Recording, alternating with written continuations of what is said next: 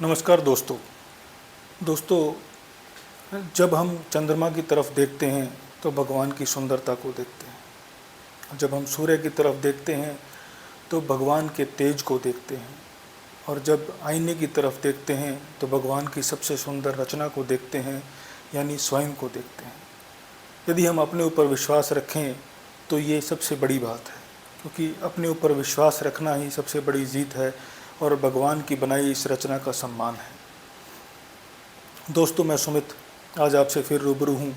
आज हम बात करते हैं एक किसान की। एक किसान जो अपने कंधे पर एक डंडा लाद कर उस पर 2 घड़े बांधकर पानी लेने जाया करता था। वो दोनों घड़े बहुत पुराने हो चुके थे। उन दोनों घड़ों को डंडे से बांधकर वो पानी ले जाने कुएं पर जाया करता था और कुएं से पैदल अपनी झोंपड़ी, अपनी कुटिया तक आया करता था। ये उसका रूटीन था, रोज़ की बात थी। दोनों घड़े पुराने हो चले थे तो एक घड़ा उनमें से थोड़ा सा रिसने लगा, टूट गया था। अब जो दूसरा घड़ा था उसको इस बात का अहंकार होने लगा कि मैं तो जो अपना काम है 100% कर रहा हूँ, लेकिन दूसरा घड़ा अपना काम 100% नहीं कर रहा है। तो उसने दूसरे घड़े से बोला कि तू तो टूट गया है, तुझ में से पानी रिसता है, तू अपने मालिक को अपनी पूरी प्रोडक्टिविटी नहीं दे पाता है।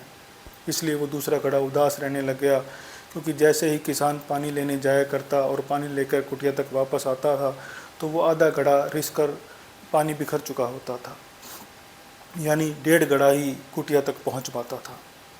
कुछ दिनों तक वो उदास रहा, सोचता रहा। फिर आखिरकार उसको महसूस हुआ कि मैं मालिक की काम का नुकसान कर रहा हूँ, मालिक को नुकसान पहुँचा रहा हूँ। तो उसने अपना दिल पर पत्थर रख कर मालिक को बोला कि मालिक, मैं जानता हूँ कि आपका मुझसे बहुत प्रेम है, लेकिन जब आप पानी लेने जाते हो तो आधा ही पानी आ पाता है, आधा पानी मेरे टूटे होने के कारण, मेरी कमी के कारण रास्ते में ही बिखर जाता है।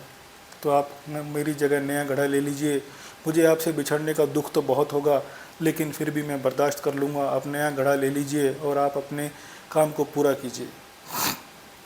इस बात से उसके मालिक ने उससे कहा कि कल सुबह एक काम करना कि जब तुम आओगे रास्ते से तो अपने जहाँ पे पानी बिखरता है उस जगह को देखते हुए आना। उसने ऐसा ही किया। जो घड़ा था पूरा भरा वहाँ कुएं से, और रास्ते में जो था वो पानी, वो खेतों को देखता हुआ आया। उसको सुंदर सुंदर फूल उगते हुए दिखे, सुंदर सुंदर फूलों से भरा हुआ सारा रास्ता दिखाई दिया। उसने अपनी जो उदासी थी उसमें कुछ कमी देखी और वो वापस अपनी कुटिया, अपने घर तक आ गया।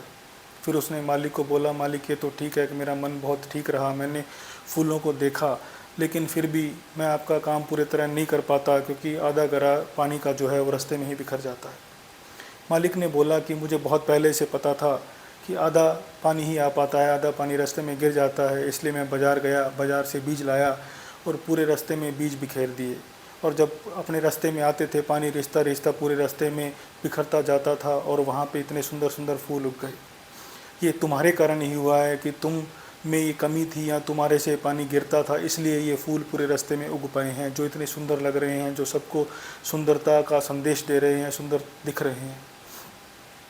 तो दोस्तों, ये जो कहानी है वो घड़े की, किसान की या टूटे हुए घड़े की नहीं है, हमारी और आपकी है। हम जिंदगी में अपनी कमियों को अपनी मजबूती नहीं बना पाते, अपना वो पक्ष नहीं बना पाते जिसके ऊपर हम काम कर पाएँ। यदि हम मजबूती पे काम करके उसको कमी के बजाय अपना स्ट्रॉन्ग पक्ष बना लेंगे, अपनी सकारात्मकता बना लेंगे, तो वो चीज़ ज़िंदगी में हमें बहुत काम देगी। क्योंकि कमज़ोरियों पे काम करके हम ज़िंदगी में बहुत कमज़ोरी महसूस करते हैं, कमियों के ऊपर काम नहीं करते। यदि इस कमी को अपनी सुरक्षा बना लेंगे, उस कमी के ऊपर काम करके उसको अपना स्ट्रॉन्ग पॉइंट बना लेंगे, तो वो ज़िंदगी में बहुत काम करेगी।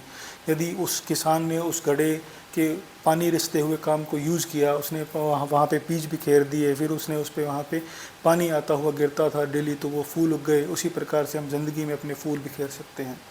दोस्तों, जो वो बात जो मैं हमेशा आपसे कहता हूँ कि बांटनी है तो मुस्कान बांटिए, ज्ञान तो सबके पास है। मुस्कान बांटते चलिए, ज़िंदगी में खुशियाँ बांटते चलिए, खुशियाँ ही सब कुछ हैं। आगे नई कहानी के साथ फिर मिलेंगे दोस्तों। नमस्ते दोस्तों।